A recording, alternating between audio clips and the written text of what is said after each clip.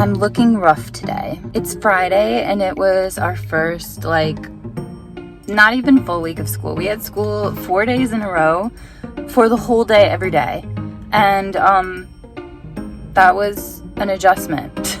There's a random old grandmother that is unaware of everything around her, but it still makes me nervous to film in front of her. You guys, old grandma took forever to put her cat food in the back of her car. Anyway, what I was trying to say, and I don't know where I left off, is I'm looking rough. This was like working for a full day every day this week, like 4 days. We had Monday off because it was Labor Day. But I am exhausted, and at the same time, I had so much fun, and I'm so grateful for this job. Like, literally, even though I'm tired and ready for the weekend, just every second is amazing. And yeah, the time goes by so much faster in middle school. Like, what the heck? First of all, the day is 15 minutes shorter. I have more plan time and more time at lunch. Well, not more time at lunch. I actually have less time at lunch, but when you combine it with my plan time, it's a bigger chunk during the day when I can just get my work done and stuff like that. And then I am loving getting out at like 2:45 is when we can leave the building. And today was the first day that I left on time because all my work is done. Like, I don't have to work this weekend, which is normally how I left work every single weekend last year. But this is a brand new job, a brand new school, brand new everything, brand new things that I'm teaching.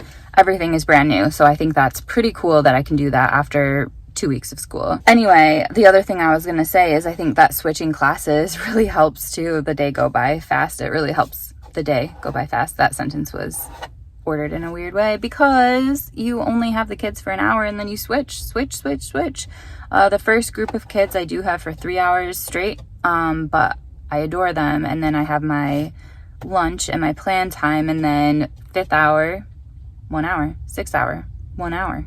Someone just pulled into the spot next to me. Anyway, back to what I was saying. Because I'm drained and looking a hot mess and feeling a hot mess, and I just got my flu and COVID vaccine, I am just gonna basically have like a 90s sleepover tonight. And I just decided that, like, when I was in Meyer, I saw all the Halloween stuff. It just made me think of a sleepover. I also saw clearance school supplies. So I have ordered myself a pizza and Cinesticks. The pizza does have 2 toppings, so it's almost like the Book It pizza, except I couldn't decide between mushrooms and green peppers, so I just got both. But it's almost like a Book It pizza. So I'm going to eat my pizza, read, do some spa stuff. Like I think I got like a kitten face mask or something, and maybe find a movie to watch too. I don't know, we'll see. But anyway, yeah. Welcome to this vlog. We'll see what shorties I read. I promise that this is supposed to be about reading and not about eating pizza and putting on a face mask.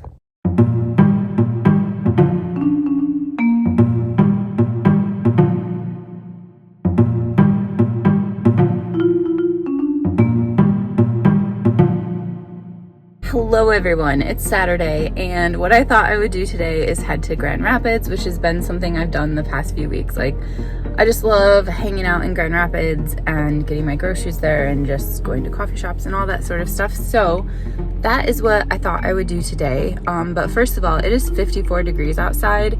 It is definitely a fall weekend. However, I've heard that on Monday it's going to be summer again. So I'm just soaking it up in a hoodie. And yeah, just thought I would do something today where I go from coffee shop to coffee shop to coffee shop reading.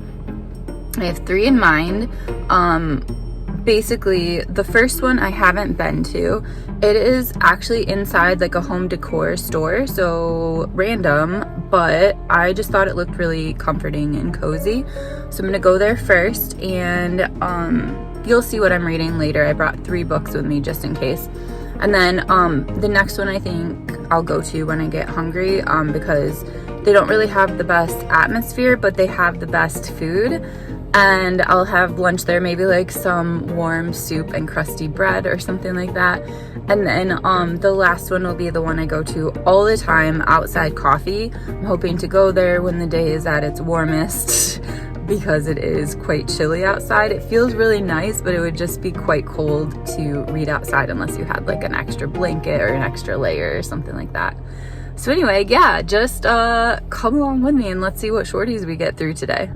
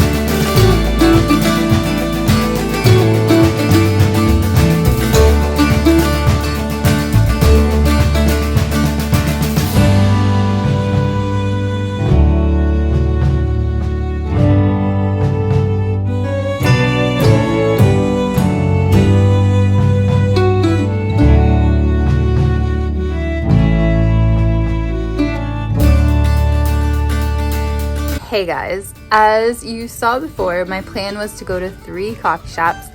I only ended up going to 2, and then I just was kind of like ready to go home.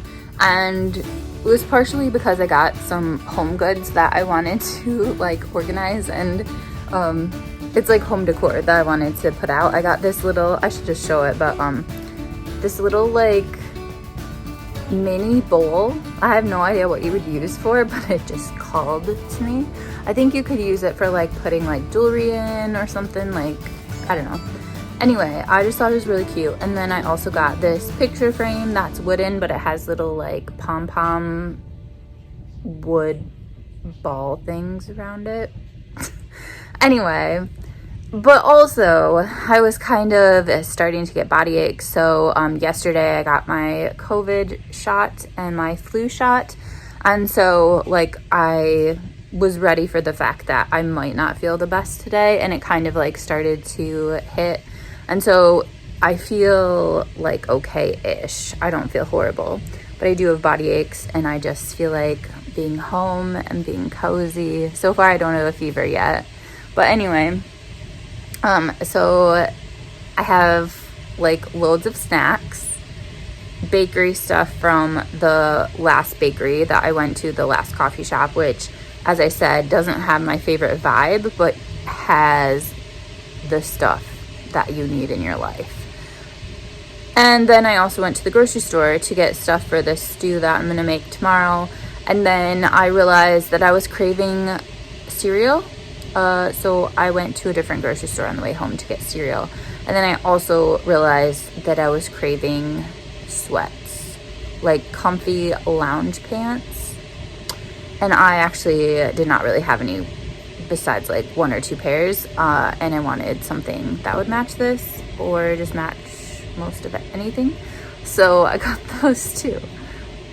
Anyway, as you do. So anyway, I was telling one of my friends, I have 2 friends that are doctors. I was telling one of them just that, you know, I wasn't feeling the best, like just mildly unwell because of the jab. Like, I know that's why. And she was like, yeah, sounds like just what the doctor would order by just being cozy and reading and enjoying nice snacks. So my plan for the rest of the day has been verified and approved of by a medical doctor. I'm just saying. Okay, so I'm just gonna get cozy, have a cup of tea, and read more of my book, which is going really well so far. So I think as soon as I make the tea, maybe I'll check in and tell you a little bit about what it's about.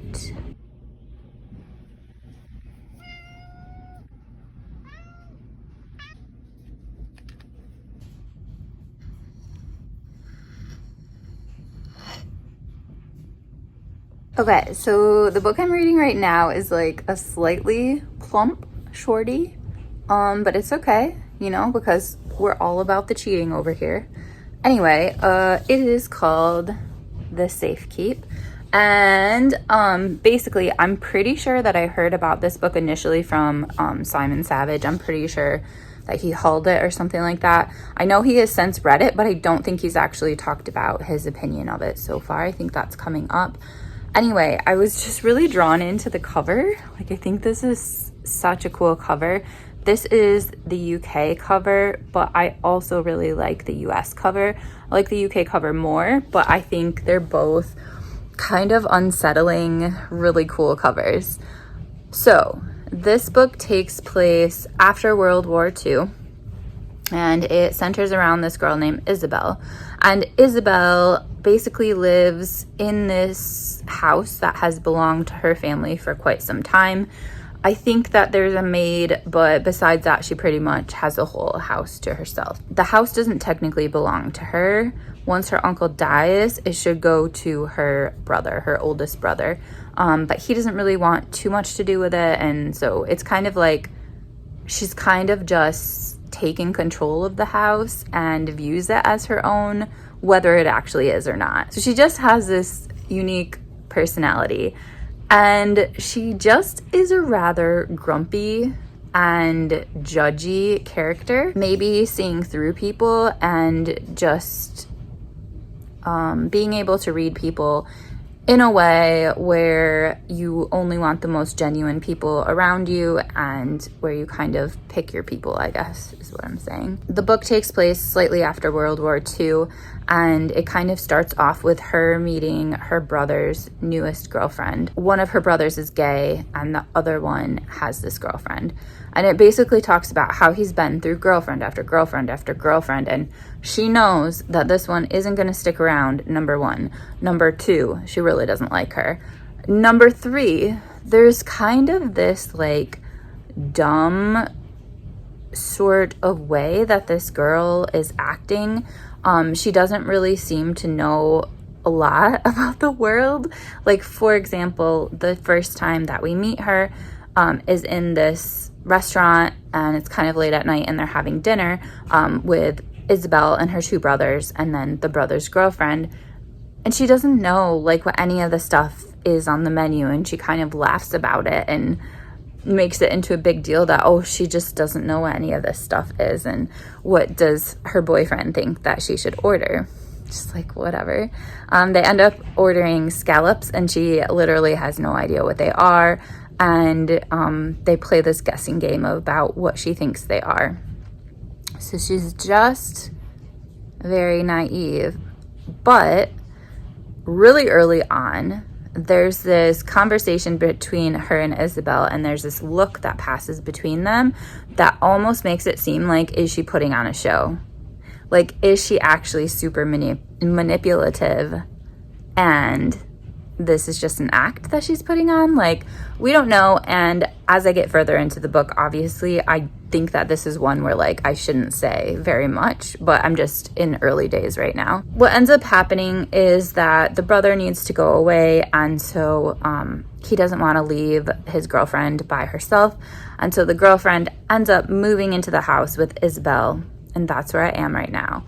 And I don't know how much else I'll be able to explain as I get more into it. Like I said, I think it's one that you don't want to know a lot about going into. But depending on how I feel about it and stuff like that, I will definitely discuss it later, talking about themes and whatever else I feel about this book. But I think I'm going to like it because I already really do. Like, right now, it's like literary and unsettling, which is like the perfect combo. Like, I don't know how to describe that to a bookseller, but that is the vibe I love. Literary and unsettling. So, are we sad about it? Maybe a little bit. Hey everyone. Okay, so today is Sunday now, and yesterday I actually ended up feeling worse as the day went on. And yeah, I ended up with a fever and with body aches that were worse than they were before. So that's why I didn't update on my reading. But holy cow, I just read one of my top 10 books of the year, guaranteed, and probably like a single digit top 10. So I finished The Safekeep yesterday by Yael Wouden. Maybe Marcella can tell me how to actually say her name. Anyway, this book, like, I was feeling like slightly unwell, and then I just got sucked into this book, and it was like just the perfect experience. Anyway, I think I've mentioned a little bit about what this is about, but let me just give you like the only summary that I am willing to give you on this. So it starts off with this girl, Isabel, and she's kind of a recluse. She lives in this house that she has lived in since she was a child. I don't think since her birth. Actually, I know not her birth. She moved there when she was 11 years old. But it's just like really important to her, this house. All the things in the house are really important to her. And the reason for that is that they were all very important to her mom. So she kind of is living the same way that her mom would have wanted her to live, even though her mom is now gone. She's living in this house completely alone because her parents are gone. And then she has two brothers, but they're both kind of on their own. So she's in her early to mid 20s, I would say. And anyway, that's kind of like the scene regarding the house. One night, she goes to dinner with her brothers, and she's a bit of a prickly person. Like, she knows that one of her brothers is going to bring a girlfriend, but he never tells her ahead of time, which annoys the crap out of her. It would annoy me too. I'm here for it, okay? So she only makes a reservation at the restaurant for 3, even though she knows 4 people are going to come because her brother always has a new girlfriend, constantly getting a new girlfriend. Like, they've never met the same one twice, okay? So, they're at the restaurant waiting for 1,000 years, finally, way late, the dead of night, not the dead of night, but like they've been wanting to eat dinner for a while now. Their brother comes with this girl, this new girlfriend, and her name is Eve. There's something weird about her right from the beginning. First of all, our main character, Isabel, is horrible to her, like way beyond prickly. Just super cold and really unkind, really blunt in a very unkind way. And so anyway, but Eve doesn't really seem to notice how horrible Isabel is being to her. But there is something off about her. Like, she just seems really dumb, really like unfamiliar with how things are in the world. Like, she's looking at the menu, trying to decide what to order, and she's like, oh, like, I don't know what any of this is, and just like really like ditzy and stuff. So she like has the boyfriend like order for her because she doesn't know what to order, and then he ends up ordering scallops, and she's like, oh, what are scallops? And they play this guessing game of trying to figure out what scallops are. Like, are you dumb? Like, where have you been living? Like, what's the situation? Isabel is very suspicious of her, rightfully so. Anyway, Isabel just gets mad, ends up going to the bathroom just to like take a break, whatever. And then Eve follows her to the bathroom, and so they're having this little chit chat in the bathroom. And there's this moment where there's like this glimpse of like a facial expression change or something in Eve, where Isabel's like, this girl is not who she seems. But like isn't 100% sure. It was just like this little glimmer, this little glimpse, this little like, I don't know, right? Okay, cool. Dinner is over. A few weeks pass, and her brother is going out of town on business, and this girl cannot live by herself, apparently, in her brother's apartment, house, wherever he lives. So she goes to stay with Isabel. And not only does she stay with Isabel, but she stays in her mother's bedroom, which is like Isabel thinks her mom is like a god, even though her mom was like a horrible human being. And so now these two women are in this tight place together. The house is massive, but it's just like Isabel is so prickly, and it's just like an unsettling situation for them to be together. And I think that's all that you need to know. Okay? But I think that this is a perfect book for Sarah from Your True Shelf. she said, nah, she doesn't think she would fancy it. I think that what is to come would be something she would fancy. But yeah, I don't know what else I can say about this book without spoiling everything, because it is a book that just like gripped me, and I saw part of it coming and I was here for it. I was ready. Okay. And then the other part, I guess that I saw it. Okay, if you've read this, then you know what I'm talking about. I saw the end coming, but not involving the people it involved. Does that make sense? Okay, cool. So anyway, what I'm saying is that this is one of the best books I've ever read, and I'm not describing it well, but please read it. It is amazing. One of my top books of the year. It takes place in 1961. I didn't say that. That's important because of the proximity to World War II.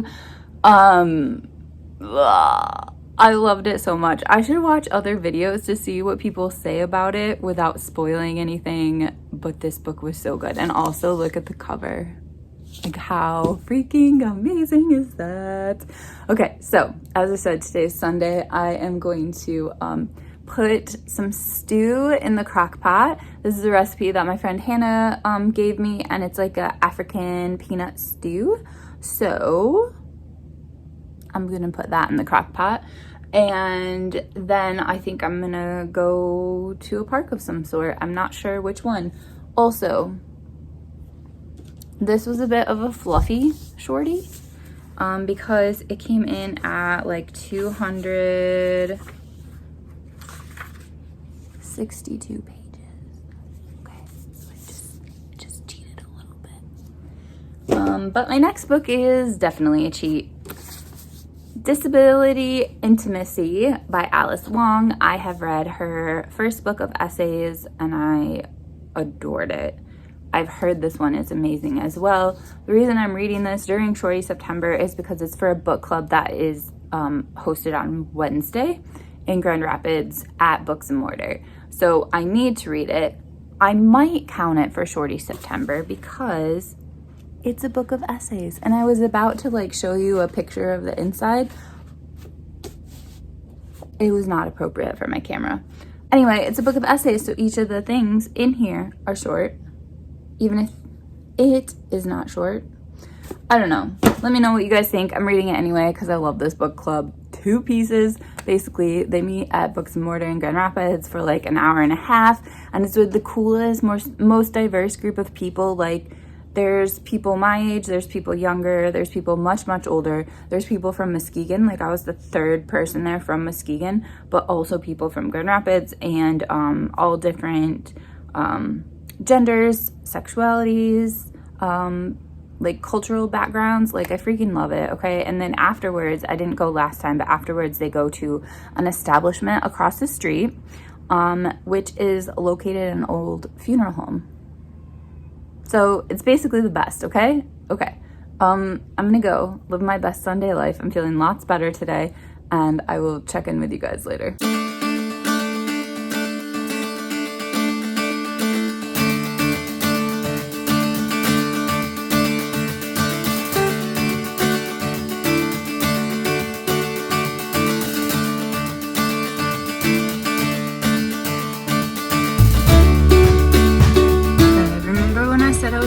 Better. I actually have a low-grade fever again, but I'm gonna go on a nature walk anyway.